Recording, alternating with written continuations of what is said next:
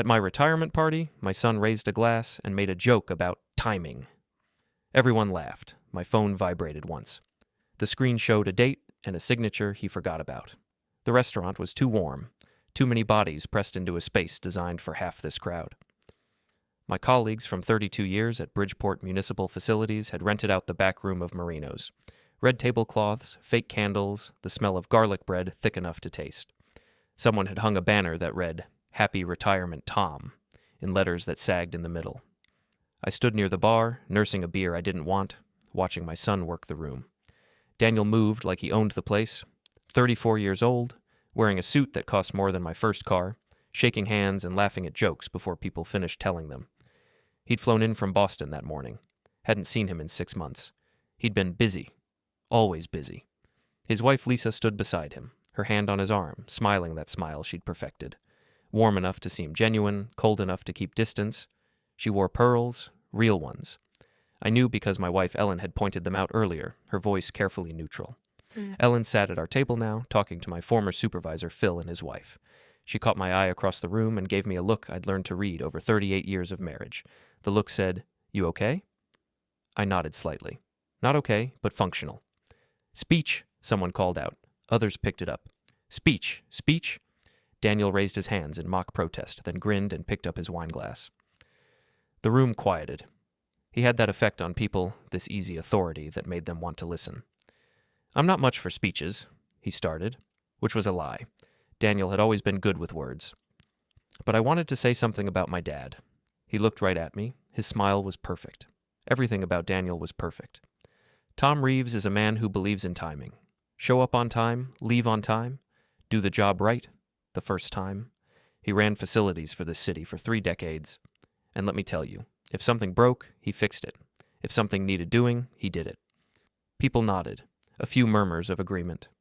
So when Dad told me he was retiring at 63, I said, "Dad, why now? You've got years left." And you know what he told me? Daniel paused. Perfect timing. He said, "Son, I've earned my time." The room made an approving sound. Someone said, "Damn right." Daniel's smile widened. And I thought, yeah, that's exactly right. Dad's earned it. He's earned his time. He raised his glass higher. So here's to Tom Reeves, a man who knows when it's time. Everyone raised their glasses. To Tom. I lifted my beer, smiled, let them think I was touched. Daniel caught my eye over the rim of his wine glass, and for just a second, maybe half a second, something crossed his face. Not quite smugness, not quite triumph, something in between. That's when my phone vibrated. I felt it in my jacket pocket, a single buzz against my ribs. Old habit made me check it immediately. Ellen always said I was married to that phone before I was married to her. I pulled it out. New email. The subject line was empty. The sender was an address I didn't recognize, a string of numbers and letters, probably automated. The email had no text, just an attachment. PDF file. I almost put the phone away, but something made me tap it. Maybe instinct. Maybe the way Daniel was still looking at me from across the room. The file opened. It was a scanned document. Legal-sized paper, slightly crooked, like someone had photographed it in a hurry. The text was dense, and contract language, whereas clauses, party of the first part. But 2 things jumped out immediately. My signature at the bottom. Unmistakably mine. The way the T in Tom looped too far left. The way the tail of the V in Reeves kicked up at the end. And a date at the top of the page. March 19th, 2024. I stared at that date. 8 months ago. Right after Ellen's surgery. Right after they'd found the thing in her breast that turned out to be benign, but scared us both silent for 3 weeks. Right after I'd spent every night at the hospital, sleeping in a chair, drinking bad coffee, not thinking about anything except whether my wife was going to die. I didn't remember signing this document. I didn't remember seeing this document. But there it was, my signature, my handwriting on the dateline. I scrolled down. Legal language swam past, words like transfer and authority and irrevocable. Then I saw the second signature, Daniel Reeves, dated March 21st of 2024, 2 days after mine. Dad? I looked up. Daniel stood 3 feet away, his wine glass still in his hand, that perfect smile still on his face. You good? He asked. You look pale. I'm fine, I said. You sure? Big night. Emotional. I get it. He put his free hand on my shoulder, squeezed once, the gesture of a concerned son. "What did I sign in March?" I asked. His smile didn't change, didn't even flicker. "March? I don't know, Dad. You signed a lot of stuff in March. Mom's medical power of attorney, I think, some insurance forms." "Power of attorney," I repeated. "Yeah, remember? You were stressed about the surgery. You asked me to handle some paperwork so you could focus on Mom." "I don't remember that." "Well, like I said, you were stressed. Understandable." He squeezed my shoulder again. "Hey, enjoy your party. We'll talk later, okay?" He walked away before I could respond. Smooth, easy, like we'd just discussed the weather. I looked back at my phone, scrolled through the document more carefully. The words started making sense now, started connecting. This wasn't a medical power of attorney. This was a transfer of control. Control of the storage unit I'd rented 20 years ago. The one where I kept tools, old furniture, boxes of documents from jobs I'd worked. The one where, tucked in the back behind a filing cabinet, I kept the records I'd copied before retiring. The records no one was supposed to know about. The records that showed which contractors had paid kickbacks for city projects, which inspections had been faked, which officials had looked the other way. I'd spent 2 years gathering that information, not because I planned to use it, because I needed insurance, because I'd seen what happened to people who retired from city jobs without leverage. They disappeared, and their pensions got complicated, and suddenly there were irregularities in their final reviews. I'd kept copies, quiet copies, safe copies, in a storage unit Daniel now controlled. My phone buzzed again. Another email, same sender. This one had text. "You might want to check your access codes." I stared at those 6 words. Then I looked across the room. Daniel was talking to Lisa now, his head bent close to hers, whispering something that made her smile. They looked like a magazine ad for successful young couples. Ellen appeared at my elbow. "Hey, you okay?" "I need to leave," I said. "What? Tom, your party?" "I need to leave right now." She looked at my face, then at my phone, then back at my face. "Okay," she said. "I'll get our coats." We were in the car 5 minutes later. I drove too fast down Harborview, ran a yellow light at Maple, turned into the industrial park where secure storage sat between a lumber yard and an auto body shop. The facility was open 24 hours, automated entry. I'd paid for 5 years up front back in 2019, which meant I had access until 2024, until March 2024. I pulled up to the gate, punched in my access code on the keypad. The light blinked red. Access denied. I tried again. Same result. Ellen sat beside me, her hands folded in her lap. She didn't ask questions, didn't tell me I was being paranoid. Just waited. I tried the code a 3rd time. Access denied. "He locked me out," I said. "When?" "March, right after Ellen's surgery. I signed something. I don't remember signing it, but I did." "What kind of something?" "Transfer of control for the storage unit."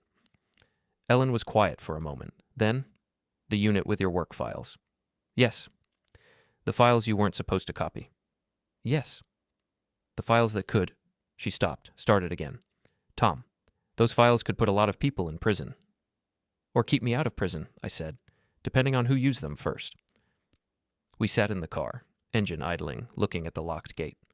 "He planned this," I said. "The party, the speech about timing. He's been planning this. Since March. Maybe longer." Ellen turned in her seat to face me. In the dashboard lights, I could see the scar under her collarbone where they'd put in the port for the tests. The scar she touched sometimes without realizing it. "What do you want to do?" she asked. "I want to know what else I signed." "And then?" "And then I want to know what my son thinks he's going to do with those files." "And then?" I looked at her. My wife. The woman who'd stayed calm when they said the word biopsy. Who'd held my hand in the waiting room. Who'd looked at me afterward and said, "We're going to be fine." "And then," I said, "I'm going to teach him about timing." We drove home in silence. The house was dark except for the porch light Ellen always left on. My phone buzzed again. Another email. Same sender. This one had an attachment too. Another PDF. I opened it. This document was dated April 2024, 1 month after the storage unit transfer. My signature again at the bottom, Daniel's signature above it. This one transferred my access to the city's archived project files, the ones I'd had clearance to review as facilities director, the ones I'd spent 30 years building relationships to access, all gone. All Daniel's now. "How many?" Ellen asked quietly. "I don't know," Guess? I thought about March, about April, about the fog I'd been in while Ellen recovered, about all the times Daniel had called, saying he was helping, saying he was handling things, saying, "Don't worry, Dad, just sign here." Probably everything, I said. We got out of the car, walked to the front door. Ellen's keys jingled as she unlocked it. Inside, the house felt different, smaller, like it belonged to someone else. I went to my home office, the spare bedroom where I kept my desk and filing cabinet, pulled open the top drawer where I kept my personal documents, empty, second drawer, empty, third drawer, one folder. Inside it, a single sheet of paper. A note, handwritten in Daniel's neat block letters. "Dad, consolidated your files for safekeeping. Everything's backed up, don't worry. D." I stood there holding that note. Ellen appeared in the doorway. "Tom?" I showed her the note. She read it. Then she walked to the desk, opened the bottom drawer, the one where she kept the household files, and pulled out a folder. "He didn't get everything," she said. Inside the folder were bank statements, property records, tax documents going back 7 years, and one other thing, a single page, printed from an email dated 2 months ago, June 2024, from Daniel to Lisa. Ellen had printed it after it accidentally came to our email, a forwarding error from when Daniel had used our printer while visiting. The email said, "March timeline confirmed, storage transferred, records secured, should be clear for the announcement by September, everything on schedule." Ellen looked at me. "I printed this because it felt wrong. I didn't know what it meant then." "September," I said. "That's now." "Yes." "What announcement?" We stood there in the quiet house. Two people who'd been married for 38 years, who'd raised a son, who'd built a life, looking at evidence that the life was built on sand. My phone buzzed. Text message this time. From Daniel. "Hope you enjoyed the party, Dad. You've earned your time. Get some rest." I read it twice. Then I replied, "Thanks, son. It was perfect timing." I hit send and looked at Ellen. "He thinks I don't remember," I said. "He thinks I was too distracted, too worried, too out of it to remember what I signed. Were you?" "I don't know. Maybe, but I remember enough." "Enough for what?" I looked at the empty filing cabinet, at the note in Daniel's handwriting, at the email about schedules and announcements. "Enough to know he's not done," I said. "Whatever he's planning, he's not done." Ellen folded her arms. "So what do we do?" "First, we figure out what else I signed. Second, we figure out what he's going to do with it. Third?" "Third?" I smiled. It felt strange on my face, like a muscle I hadn't used in a while. "Third, we make sure his timing is off." Ellen looked at me for a long moment. Then she nodded once, sharp and decisive. "Okay," she said. "Where do we start?" I pulled out my phone and opened my email. Started scrolling back through March, April, May. Looking for anything from Daniel. Looking for anything I might have missed. Looking for the shape of whatever plan my son thought was so clever. It took 20 minutes to find the next piece. An email from March 23rd. Subject line. "Dad. Quick signature needed." Yet attachment. Another PDF. Another document I didn't remember signing. This one was worse. The document was a resignation letter, not the official retirement paperwork I'd filed with the city's HR department back in February. That was standard. Forms, pension elections, benefits continuation. Nothing unusual. This was different. This was a letter to the City Council, dated March 25th, 2024, stating that I was stepping down immediately due to health concerns and family obligations, that I was waiving my right to a formal exit review, that I was declining the standard 30-day transition period, that I was effectively walking away without any of the protections that transition period would have given me. My signature was at the bottom. I didn't remember writing this letter, didn't remember receiving it, didn't remember Daniel mentioning it, but there it was. Ellen read over my shoulder. "Health concerns." "I don't have health concerns." "No, I do." She said it flatly. Matter of fact. "Or I did, in March." "He used your surgery." "Yes." I scrolled further. Found another email from March 28th. Another document. This one was a waiver, releasing the city from any liability related to my employment, acknowledging that all disputes were settled, that I had no claims pending or planned. All standard retirement language, except for one line buried in the middle of paragraph 7. Employee acknowledges that all work product, records, and materials created during employment remain property of the city and have been returned or destroyed per protocol. I read that line 3 times. "He made me certify that I destroyed the copies," I said. "Did you?" "No, They were in the storage unit, which he now controls. Yes. Ellen walked to the window, looked out at the street. Our neighborhood was quiet, tree-lined, modest houses, people who went to work and came home and didn't bother anyone. What's he going to do with them? She asked. I don't know, but he went to a lot of trouble to get them, and he waited until I was distracted. Vulnerable. That's not random. No, Ellen agreed. That's planning. She turned back to me. Tom, those files, if someone used them right, they could destroy careers, end contracts, put people in prison. I know. So why does Daniel want them? That was the question. Daniel worked in finance, consulting, something with markets and projections and PowerPoint presentations I never fully understood. He lived in Boston. He'd left Bridgeport 15 years ago and came back twice a year, if that. What did he need with records of city corruption? My phone buzzed again. I almost didn't look. Then I saw the sender, Phil Travers, my old supervisor, the man who'd run the entire facilities department until his own retirement 3 years ago. The message was short. Tom, call me. It's about your son. I showed Ellen. Call him, she said. I dialed. Phil picked up on the first ring. Tom, Jesus, you get my message? Just got it. What's going on? I'm at the party. Well, I was. Your son just left. But before he did, he was talking to some people, city council people. My stomach dropped. Which people? Hendricks, Patterson, that new guy, Alvarez, the ones who sit on the contracts committee. The contracts committee oversaw every major project the city approved, every construction bid, every facilities upgrade, every deal that moved money from the city budget to private contractors. What were they talking about? I asked. I don't know. I couldn't hear. But Tom, it looked official, like a business meeting. Your son had a folder. Showed them something inside. They got very quiet. Then they all shook hands. Shook hands, I repeated. Yeah, like they'd made a deal. I closed my eyes. Thanks, Phil. Tom, I don't know what's happening, but I'll figure it out. If you need anything, I'll call. I hung up, looked at Ellen. Daniel just met with the contracts committee, I said, and showed them something. Something that made them shake hands. We both knew what that meant. In city politics, a handshake after a private conversation meant leverage, meant somebody had something somebody else wanted, or feared. Ellen sat down on the edge of the desk. He's going to blackmail them. Or leverage them. Same thing, different word. For what? Contracts, probably.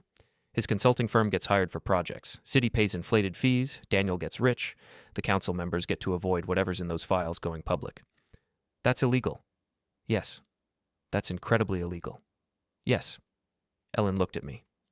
And he used your signature to do it. If this comes out, they'll think you were part of it. I hadn't thought that far ahead, but she was right. Every document had my signature.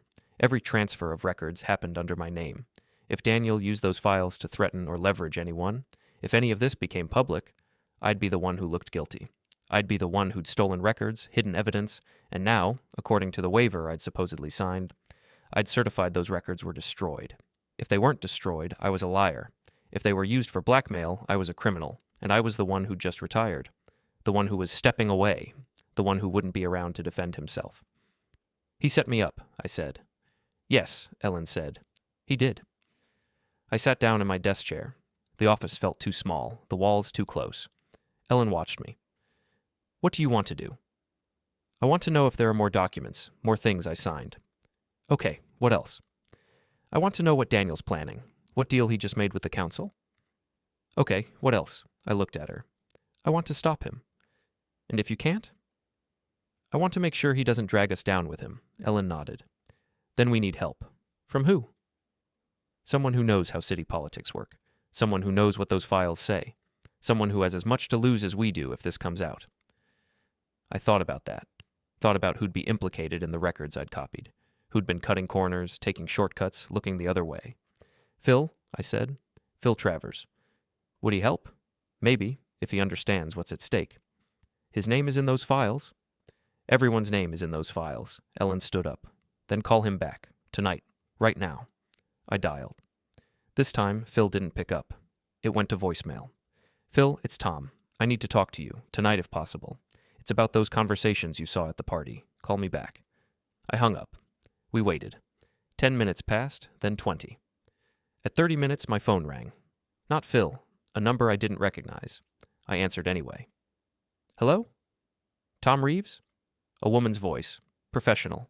Clipped. Yes. This is Janet Cross. I'm an attorney with Holloway and Associates. I represent the Bridgeport City Council. My mouth went dry. Okay.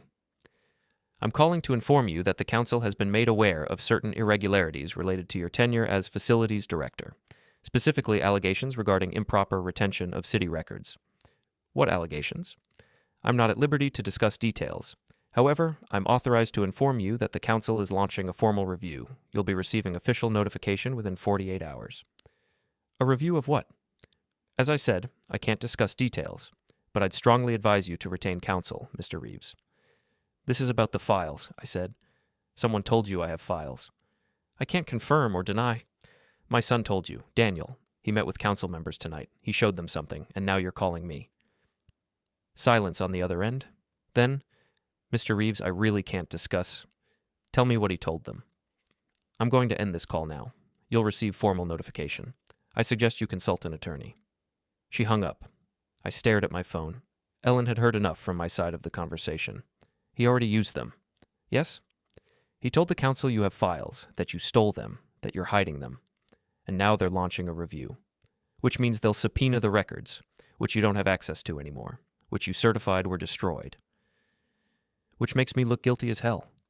Ellen walked to the desk, picked up the folder with the printouts, looked through them carefully. This is fast, she said. Too fast. He just showed them the files tonight. And an attorney is calling you already? That doesn't happen. She was right. City bureaucracy moved slowly. Reviews took weeks to organize. Legal representation took days to arrange, unless it was already arranged. He planned this, I said. The whole thing, the transfers in March, the party tonight, the meeting with the council, the phone call, all of it was choreographed. Since March, Ellen said. That's 6 months of planning. At least. Why? Why go to this much trouble? I thought about Daniel, about the life he'd built in Boston, the expensive suits, the perfect wife, the confidence that came from never failing at anything. Money, I said. It's always money. He wants those contracts. He wants the consulting fees, and he needs leverage to get them. But why frame you? He's your son. I didn't have an answer for that. Not one that made sense.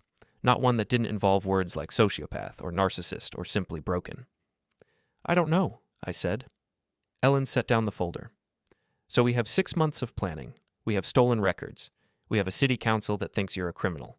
We have a son who's blackmailing elected officials. And we have 48 hours before this becomes official. That's about right. What's our move? I stood up, paced to the window, looked out at the quiet street. Phil Travers had retired 3 years ago. He'd been good at his job, maybe too good. He knew where all the bodies were buried because he'd helped bury half of them. Not illegal things, necessarily, just the small compromises that kept a city running. The favors, the handshakes, the agreements that never made it to official minutes. If those files went public, Phil's reputation died. His pension could be challenged. His retirement would become a nightmare of lawyers and investigations. He had as much to lose as I did, maybe more. We talk to Phil, I said. Face to face, tomorrow morning. We tell him everything. We show him the documents. We make him understand that if Daniel uses those files, we all go down. And if Phil won't help, then we find someone who will. And if we can't find anyone, I turned back to her. Then we stop Daniel ourselves. Ellen looked at me for a long moment. How? I don't know yet. But he made a mistake. What mistake? He thinks I'm finished. He thinks I'm old, tired, retired, done. He thinks I'll roll over. Won't you? No, I said. I'm going to teach him about timing. We spent the next hour going through every email, every document, every piece of paper we could find. Built a timeline, figured out the sequence. March 19th, storage unit transfer. March 24th, City Archives access transfer.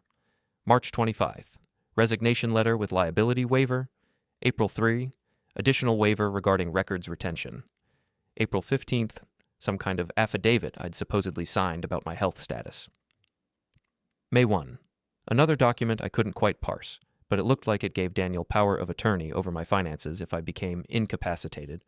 All of it signed during the weeks Ellen was recovering. All of it delivered via email, signed digitally, returned the same day. All of it positioned to make me look complicit if things went wrong, or incompetent if I tried to fight back. It was elegant, really, thorough, the kind of planning you'd see in a corporate takeover. My son had executed a hostile takeover of my life. Ellen looked at the timeline we'd built. He's smart. Yes? This would hold up in court, all these documents, your signatures. I know. So how do we prove you didn't know what you were signing? We don't. We can't. I did sign them. I was just too distracted to read them carefully. Then how do we fight this? I looked at the documents spread across my desk, all the pieces of Daniel's plan. We don't fight the documents, I said. We fight the plan. How? He needs those files to have value, to be believable, to be threatening. But right now, only he knows where they are. Only he has access. Because you transferred control to him. Right, but that means he has to use them. He can't just threaten people forever. Eventually, he has to prove he has them. And when he does? When he does, we take them back. Ellen raised an eyebrow. You're going to steal your own files? They were my files. I copied them. I hid them. They're mine. Not legally? I don't care about legally right now. Ellen smiled, small, grim. Okay, so how do we get into a storage unit you don't have access to? I don't know yet, but I've got 48 hours to figure it out. My phone buzzed. Text from Phil. Can't talk tonight. Tomorrow, 9 a.m., usual spot. The usual spot was a diner on Route 1. Phil and I had met there every month for years, back when we both worked for the city. Budget discussions, personnel issues, the kind of conversations that needed to happen away from the office. I showed Ellen the text. 9 a.m., she said. That gives us tonight to prepare. Prepare what? Everything. Every document, every timeline, every piece of evidence we have. Phil needs to understand this isn't just about you, it's about everyone in those files. Including him? Especially him. We worked until midnight, printed everything, organized it into folders, built a presentation that would convince Phil this wasn't paranoia or panic. This was real. At 12:30, Ellen made coffee. We sat in the kitchen, both too wired to sleep. Tell me something, Ellen said. When you copied those files, when you started keeping records, did you ever think you'd use them? No, I thought they were insurance, protection, that's all. And now? Now I wish I'd never made the copies, but I can't change that. Do you regret it? I thought about that, about all the small corruptions I'd documented, the kickbacks, the fake inspections, the contractors who paid extra for favorable treatment, all of it legal enough to avoid prosecution, dirty enough to ruin careers. No, I said. I don't regret keeping records. I regret trusting my son with anything. Ellen reached across the table, took my hand. We're going to fix this. How can you be sure? Because you're smarter than he thinks you are, and because you've been doing this job longer than he's been alive. He's good at planning, but you're good at fixing things. This isn't a broken pipe? No, it's a broken plan. And plans can be broken further. I squeezed her hand. Thank you. For what? For not saying I told you so. Ellen smiled. About Daniel? I never said anything about Daniel. You thought things. Maybe, but I never said them. You didn't like him marrying Lisa. I didn't like how he looked at you after he married Lisa, like you were something he'd outgrown. I noticed that too. But you're his father. You gave him the benefit of the doubt. And now? Ellen's smile faded. Now I think he planned this for longer than 6 months. I think he's been planning this for years. That thought sat between us like a stone. Finally, I said, Get some sleep. We've got work tomorrow. You sleeping? Eventually. Ellen kissed my forehead and went upstairs. I heard the bedroom door close. The house settled into quiet. I sat at the kitchen table, looking at the folders we'd built. All the evidence, all the proof.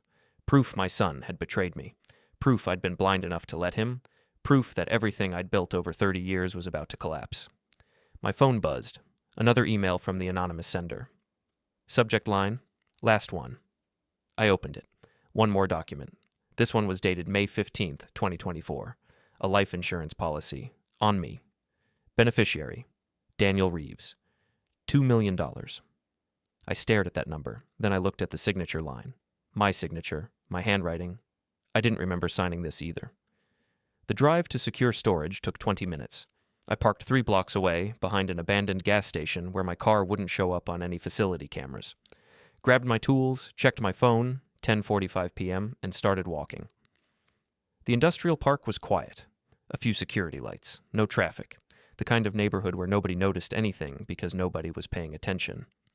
I approached the storage facility from the back. Chain link fence, 8 feet tall, no barbed wire, easy to climb if you knew where the supports were weak. I did. I'd inspected this place 6 years ago when the city considered buying a unit for overflow record storage.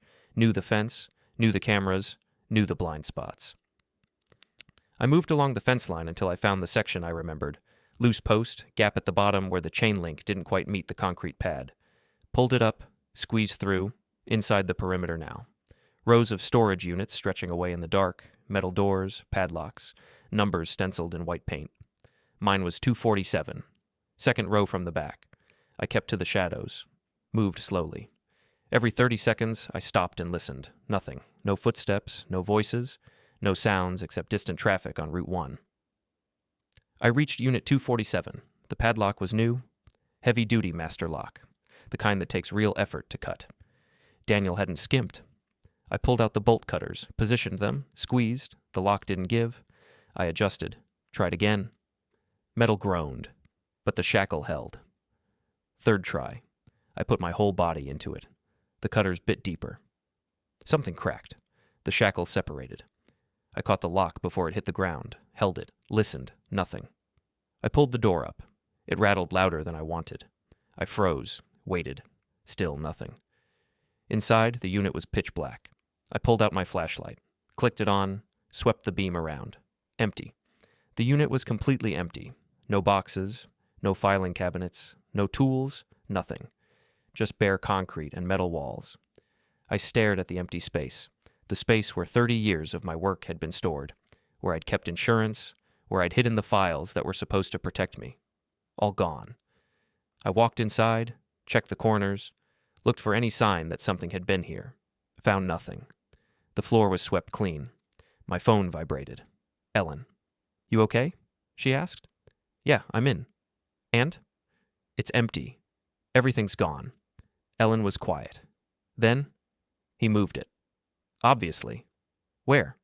"I don't know." "Tom, you need to leave. Now." "I know. Just give me a minute."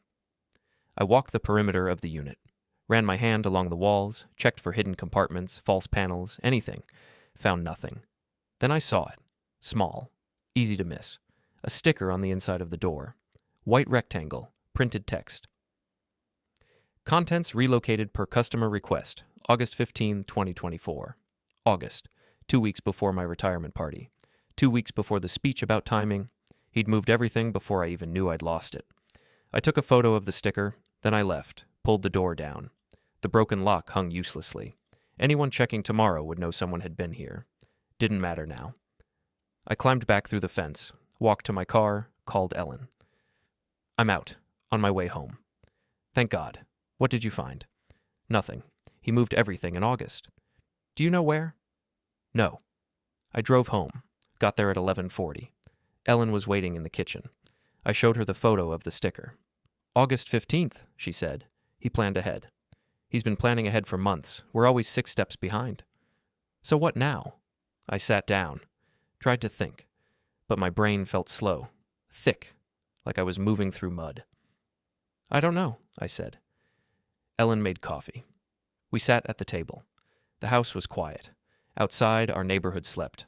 Normal people in normal houses with normal problems. "We need to find where he moved the files," Ellen said.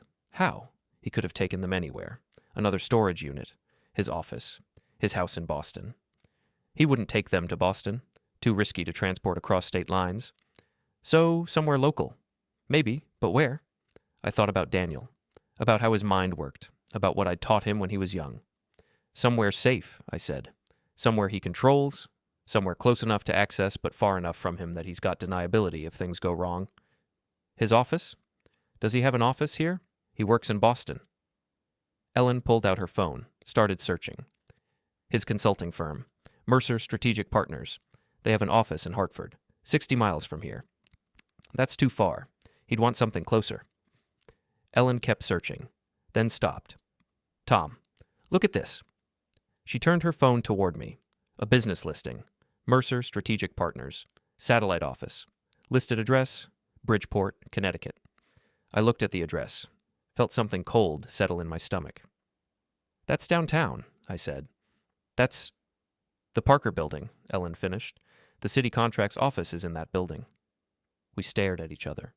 The Parker Building was where the city's contracts committee met, where bids were filed, where millions of dollars in public projects got approved or denied. And Daniel had an office there. Had it for how long? I checked the business registry. The office was registered in June 2024, 2 months after he'd stolen my files, 1 month after he'd set up the life insurance policy. He's been setting this up for months, I said. The office downtown, access to the council, everything. Can you get into that building? Maybe, but it's not like a storage unit. That's a commercial building. Security, cameras, people. What about after hours? There's still security. A guard desk on the first floor, keycard access to the upper floors. But you've worked with that building. City facilities contracts. 20 years ago, things change. Ellen looked at me. So we're giving up? I didn't say that. Then what are you saying? I stood up, paced to the window, looked out at the dark street. Phil had told me I needed 3 things: access to the storage unit, proof Daniel forged documents, and leverage. I'd lost access to the storage unit. I had no proof, and I had no leverage. In 36 hours, the council would vote. Daniel would get his contracts. And I'd be the confused retiree who'd stolen files and couldn't remember doing it. Unless... We can't get the files, I said. Not directly, not in time. So what can we get? Proof of what Daniel's planning, documentation, emails, something that shows this is blackmail, not business. Where would that be? His office, his computer, his phone. You can't hack his phone. No, but I can talk to people who might know what he's planning. Who? I thought about that, about who Daniel would have needed to make this work. Who would have helped him? Who would know the details? Lisa, I said. His wife. She's smart, strategic. She knew about this. Had to. You think she'll talk to you? No, but she might talk to you. Ellen raised an eyebrow. Me? Woman to woman. Mother-in-law to daughter-in-law. You call her, tell her you're worried about Daniel, about us, about family. And she'll just confess? No, but she might let something slip. Might confirm what we already suspect. Might give us a direction. Ellen considered. It's thin. Everything's thin right now. And if it doesn't work, then we're out of options. Ellen picked up her phone, looked at it like it might bite her. Okay, she said. I'll call her tomorrow morning. But Tom, if this doesn't work, we need a backup plan. What kind of backup plan? The kind where we disappear for a while. Take a trip, be unavailable when the council tries to serve their subpoena. Running. Strategically relocating. I almost smiled. You've been thinking about this. Since the party. Since I saw that email. Yeah, I've been thinking about it. Where would we go? Somewhere the council can't find us easily. Not Florida, not Vegas. Somewhere quiet. Maybe your brother's cabin in Vermont. Mike's cabin hasn't been used in 10 years. Then it's perfect. No paper trail, no credit cards, just cash and quiet. I looked at my wife, this woman who'd stood by me for 38 years, who was now planning how to help me evade a government subpoena. I don't deserve you, I said. No, Ellen agreed. You don't, but you're stuck with me anyway. We went to bed. I didn't sleep. At 3 a.m., I got up and went to my office. Sat in the dark. Thought about Daniel. About the day he was born. About teaching him to ride a bike. About the day he graduated college. How proud I'd been. About the moment at the retirement party when he'd raised his glass and made a joke about timing. About the way he'd looked at me when he said it. That expression I couldn't quite parse. I'd thought it was affection. Family humor. The kind of gentle ribbing sons give fathers. Now I knew better. It wasn't affection, it was superiority. It was the look of someone who'd already won. My phone buzzed. Email. The anonymous sender again. Subject line, one more gift. I opened it. Another document, another PDF. This one wasn't a contract or a waiver. It was a calendar. Daniel's calendar. Exported from some scheduling app. I scrolled through it. Saw meetings, appointments, calls scheduled with council members, site visits to city projects. September 30th, 2024, next Monday, the day the council would vote. The entry said, TR contingency, implement if necessary. TR Tom Reeves. Me, Contingency. I scrolled further, looked for other entries related to me, found several. March 20th. Document signed, storage secure. April 5th. Additional authorizations complete. May 16th. Insurance active. August 15th. Files relocated. September 15th. Party. Announce retirement. Every step, every move, all documented, all planned. And then October 3rd. TR hospitalization protocol. I stared at those words.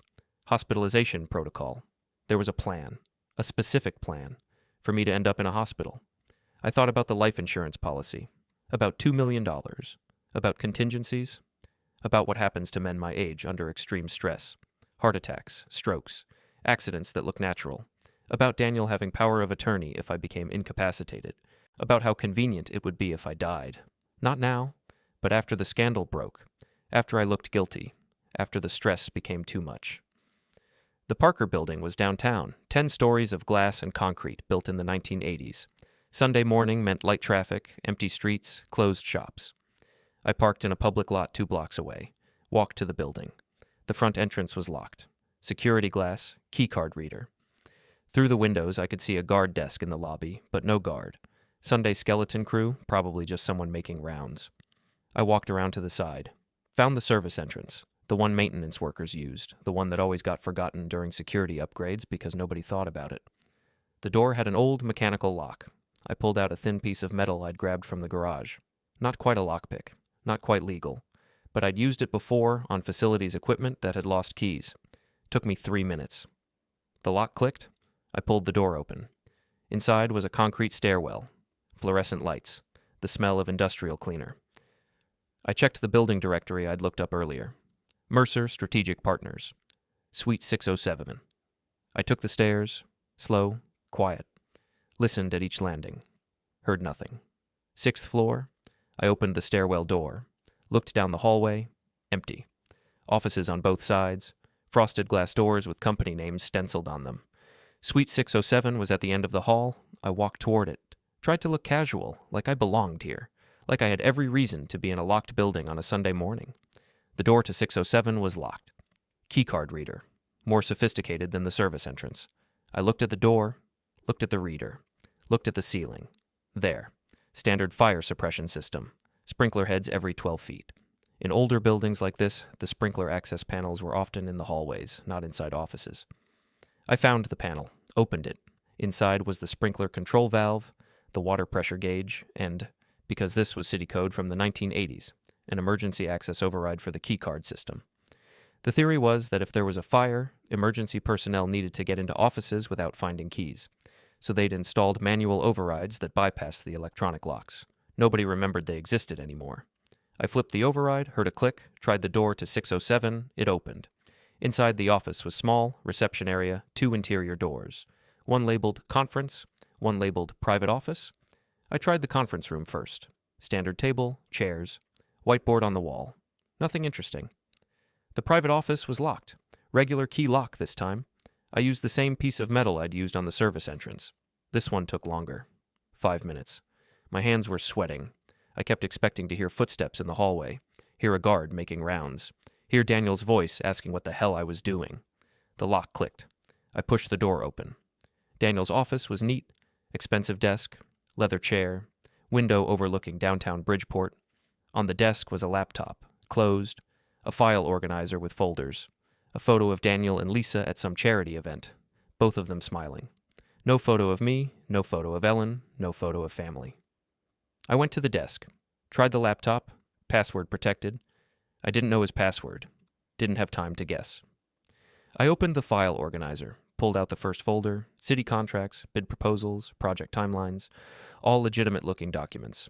Second folder, same thing, construction projects, budget estimates, nothing incriminating. Third folder, this one was different. This one was labeled leverage. Inside were copies, photocopies of the files I'd hidden in the storage unit, organized by project, tagged with names, council members, contractors, city officials, and notes. Handwritten notes in Daniel's neat block letters. Patterson, voted no on Riverside project after contractor missed payment. Hendricks, approved inspection despite site violations. Contractor donated to campaign. Alvarez, New to council, clean record, but connected to Jenkins, who wasn't clean. Each note was a pressure point, a lever, a threat waiting to be used. At the bottom of the folder was a document I hadn't seen before, a contract between Mercer Strategic Partners and the city of Bridgeport, dated October 1st, 2024, 2 days from now. The contract outlined consulting services for comprehensive facilities oversight and strategic planning. Duration, 5 years. Annual value, $4.2 million, say $21 million over 5 years, and at the bottom, signature lines for the council chair and the city manager, both currently blank. But there was a note paper-clipped to the contract. Daniel's handwriting again. Monday vote. If unanimous, contracts signed Tuesday. If not, release files Wednesday.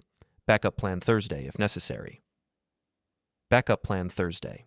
I took photos of everything. The leverage folder, the contract, the notes, sent them to Ellen's email as I went. Then I heard footsteps in the hallway. I froze. The footsteps got closer. Stopped outside the door. A voice. Male. Talking on a phone. Yeah, I'm at the office, just checking on something. I'll be home in an hour. Daniel's voice. My son was here, 10 feet away, separated by a door. I looked around the office. One window, 6th floor, no fire escape. One door, the door Daniel was about to walk through. I was trapped. The door handle started to turn. I did the only thing I could think of. I grabbed the leverage folder, shoved it inside my jacket, and stepped behind the door as it opened. Daniel walked in, still on the phone. Didn't look behind the door. Walked straight to his desk. No, the vote's locked, he said into the phone. Patterson was the last holdout, and he came around yesterday. They're all on board. He sat down, opened his laptop, typed his password. I watched his fingers from my position behind the door. 4 digits, 20116. Tuesday morning, Daniel continued. Contracts get signed. First payment processes by end of week. We're clear. He listened to whoever was on the other end. No, he won't be a problem. I've got contingencies. My jaw clenched. I was he. The problem that wouldn't be a problem. Trust me, Daniel said. By Thursday, everything's resolved, one way or another. He hung up, set the phone on his desk, leaned back in his chair, and saw me in the reflection of his computer screen. He spun around. Dad? We stared at each other. What are you doing here? Daniel asked. His voice was calm, controlled, like he'd found me in his office a dozen times before. I could ask you the same thing, I said. It's Sunday. I work on Sundays sometimes. You're the one breaking and entering.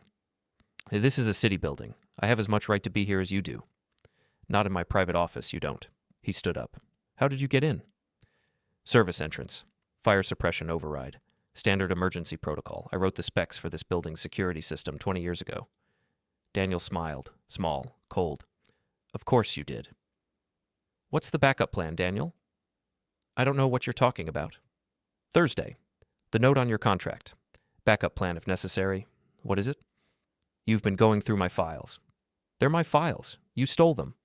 I didn't steal anything. You gave them to me. You signed the transfer documents. You coerced me during Ellen's surgery when I was distracted. Coerced? Dad, you asked me to help. You said you were overwhelmed. I was just being a good son. A good son doesn't take out a life insurance policy on his father without asking. Daniel's smile faded slightly. That was a financial planning decision. I thought you'd appreciate the security. $2 million is a lot of security. You're worth it. Of course you are. I never said otherwise. We stared at each other, father and son, across a desk in a locked office. Everything that had been unsaid for 34 years suddenly in the room. Why? I asked. Just tell me why. Why what? Why all of this? The files, the contracts, the setup. You didn't need to destroy me. You were doing fine. You have a good life, a good career. I have what you built, Daniel said. My entire life, my education, my network, my opportunities. All of it came from being Tom Reeves's son, the guy who fixed things, the guy who knew everyone, the guy who built half the city. So I got tired of being your son. I wanted to be someone on my own, someone better, someone who did more than maintain buildings and keep systems running. And to do that, you had to destroy me? Not destroy, replace. Show everyone that I'm not just your kid. I'm better at this than you ever were. He said it simply, matter-of-factly, like he was describing the weather. Daniel, this is insane. You're committing multiple felonies, blackmail, fraud, theft. It's only blackmail if you can prove intent. It's only fraud if the signatures are forged, which they're not. And it's only theft if the files were yours to begin with, which they weren't. They're city property. I'm just returning them to a city contractor, perfectly legal. Perfectly legal? You're threatening council members. I'm negotiating. Big difference. And the backup plan? The hospitalization protocol? Daniel's face didn't change. I don't know what you mean. October 3rd, your calendar. What happens Thursday? Nothing. That's just a placeholder. Contingency planning. Contingency for what? Dad, you're not well. You're confused, stressed. You broke into my office. You're making wild accusations. This is exactly the kind of behavior that suggests maybe you need help. And there it was. The plan in one sentence. I fight back. I look crazy. I push harder. I look desperate. And eventually, when the stress gets too much, when my health fails, nobody will question it. I'm not confused, I said. I'm not sick. I know exactly what you're doing. And what am I doing? You're framing me for corruption, so you can blackmail city officials into giving you contracts. And if I resist, you'll make me look incompetent or crazy. And if that doesn't work, you'll wait for me to have a convenient medical emergency. Daniel sighed. Dad, listen to yourself. You sound paranoid. I sound informed. You sound like a man who can't accept that he's retired, that he's no longer relevant, that his time is over. My time isn't over. Yes, it is. Daniel stood up, walked around the desk. You had your run, 30 years. Good run, but it's done. And now it's my turn, my time, and I'm not going to let you ruin it because you can't handle being finished. I'm not finished? Yes, you are. You're 63 years old, you're retired, you have no authority, no position, no leverage. You're a civilian now, just another old man yelling at clouds. He was standing 3 feet away.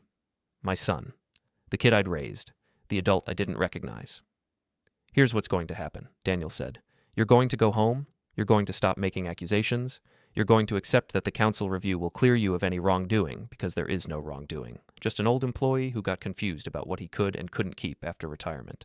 And in return, I'll make sure you keep your pension, your benefits, your reputation. You get to be the respected retiree who served his city well. Everyone wins. And if I don't accept that, Daniel shrugged. Then things get complicated. Investigations expand, questions get asked, files get reviewed very carefully, and maybe it turns out you weren't as clean as everyone thought. Maybe there are irregularities, mistakes, actions that in hindsight look suspicious, and maybe your health isn't what it should be. Stress is bad for men your age, very bad. It was a threat delivered like a weather forecast. Casual, inevitable. You'd really do it, I said. You'd really destroy me. I already have, Dad. You just haven't figured it out yet. I pulled the leverage folder out of my jacket, held it up. I have copies now, of everything. Your notes, your contract, your plans. Daniel looked at the folder, looked at me, smiled. So, he said, who are you going to show them to? The council? They already know what I have. They're already cooperating. The police? For what? I haven't broken any laws you can prove. The media? They'll just report that a confused retiree is making wild claims about his son. No one will believe you. Ellen believes me. Ellen's your wife. Of course she believes you. That doesn't make it true. Phil believes me. Phil Travers? The retired supervisor who's just as implicated in those files as you are? Great witness. Really credible. He had an answer for everything. A counter for every move, because he'd been planning this for years and I'd been reacting for days. Just go home, Dad, Daniel said. Accept it's over. Make it easy on yourself. I looked at him. This person wearing my son's face? This stranger with my last name? No, I said. No, I'm not going home. I'm not accepting anything. I'm going to fight you. Every step, every day. I'm going to make this as difficult and messy and public as possible. And if I go down, you're coming with me. Daniel's smile faded. That's stupid. Maybe. But it's better than surrender. You'll lose. Probably. But you'll lose too.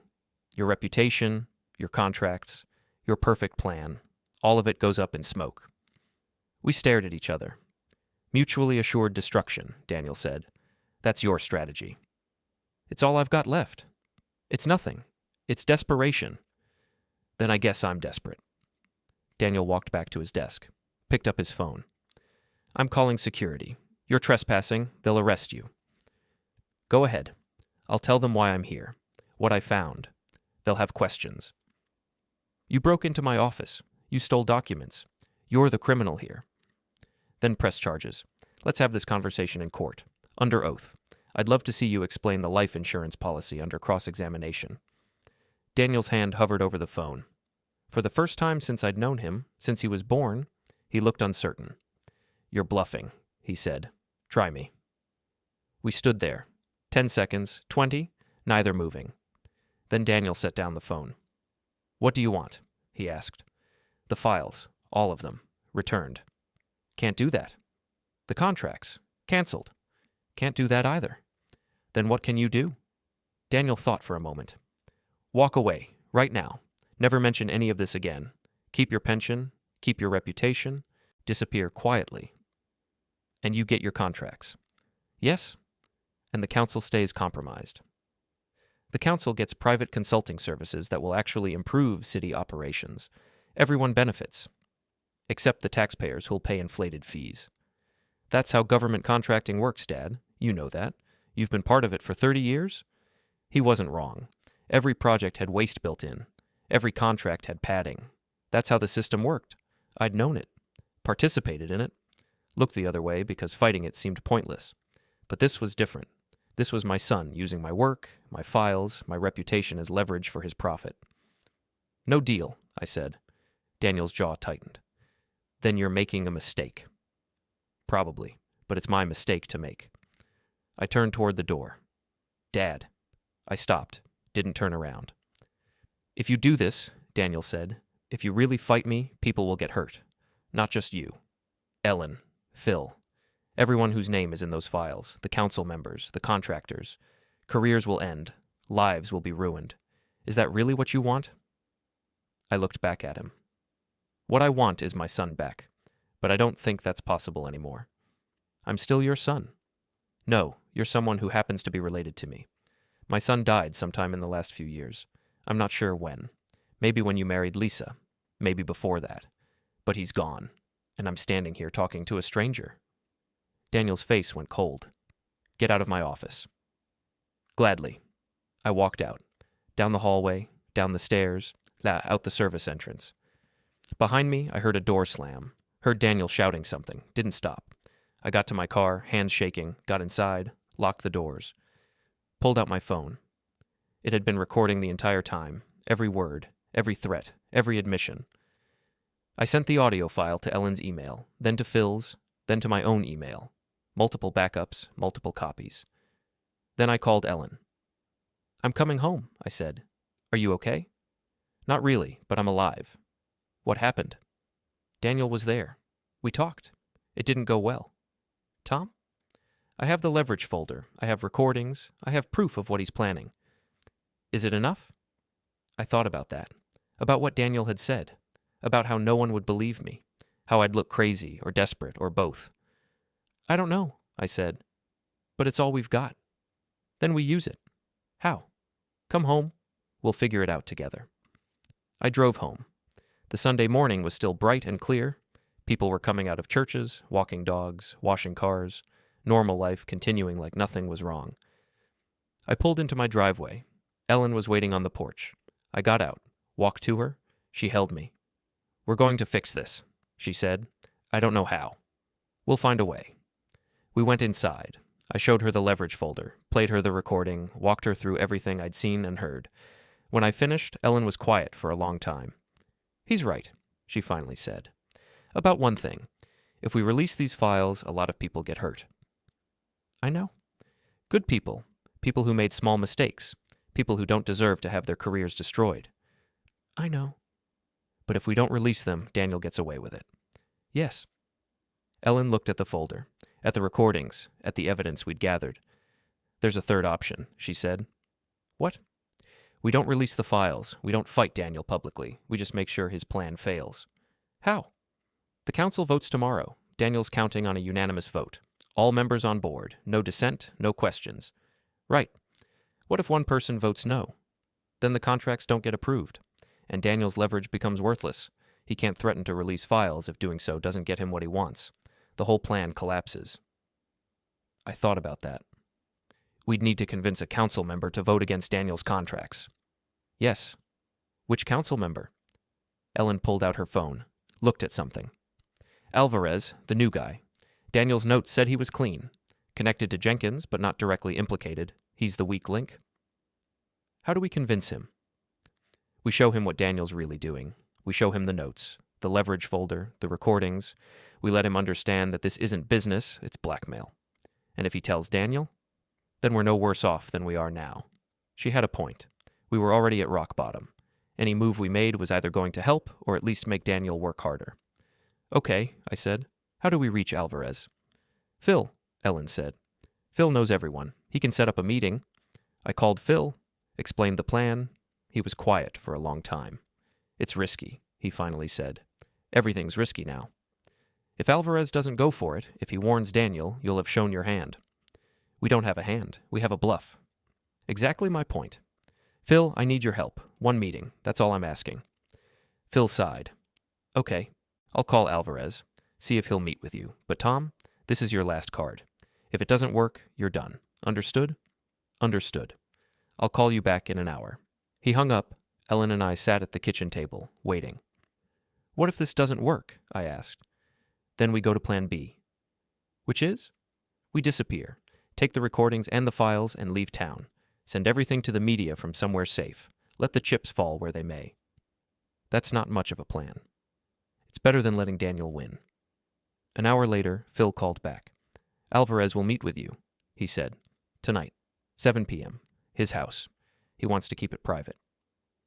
Did you tell him what it's about? I said you have information about the city contracts, that it's important he sees it before tomorrow's vote. He agreed. Thank you, Phil. Tom, be careful. Alvarez is young, ambitious. He might see this as an opportunity to make a name for himself, or he might see it as a threat to his career. You won't know which until you're in the room. I understand. And Tom, take Ellen with you. You'll look less threatening as a couple, more sympathetic. Okay. We spent the afternoon preparing, organizing the documents, deciding what to show first, what to hold back, planning what to say. At 6:30 p.m., we got in the car. Alvarez lived in the North End. Nice neighborhood, good schools, the kind of place a young council member with political aspirations would buy. We pulled up at 6:55 p.m. The house was a colonial, 2 stories, manicured lawn, basketball hoop in the driveway. Ready? Ellen asked. No, but let's do it anyway. We walked to the front door, rang the bell, footsteps inside. The door opened. Alvarez was younger than I expected, mid-30s, Hispanic, clean-cut, wearing jeans and a button-down shirt, the kind of guy who'd probably been class president in high school. Mr. Reeves? Ms. Reeves? He shook our hands. Come in, please. He led us to a living room, toys in the corner, photos of kids on the mantel, the remnants of a family dinner still on the coffee table. Sorry about the mess, Alvarez said. Sunday's family day. My wife took the kids to her mother's so we could talk privately. We appreciate you meeting us, I said. Phil said it was important, something about city contracts. He gestured to a couch. Please sit. Can I get you anything? Coffee? Water? We're fine, Ellen said. Thank you. Alvarez sat across from us, folded his hands, waiting. I pulled out the leverage folder, set it on the coffee table between us. Mr. Alvarez, what I'm about to show you might change how you vote tomorrow. I'm listening, he said.